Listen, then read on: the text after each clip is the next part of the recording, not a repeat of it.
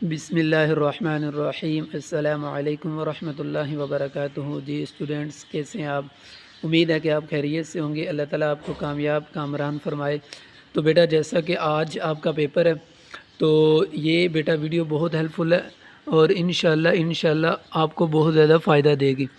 तो बेटा, आपने ये गेस्ट पेपर अच्छी तरह कर लेना है और ये गेस्ट पेपर करने के बाद आपने एक दफ़ा अपना सिलेबस भी रिवीजन कर लेना है।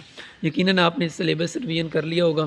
और बेटा, साथ साथ मैंने पेपर प्रेजेंटेशन भी नीचे जो है ना डिस्क्रिप्शन में लिंक दिया है। पेपर प्रेजेंटेशन भी मैंने अपने चैनल पर अपलोड कर दी है।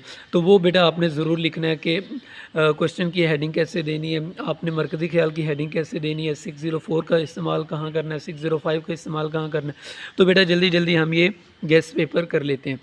सबसे पहले बेटा आपका जो है ना क्वेश्चन नंबर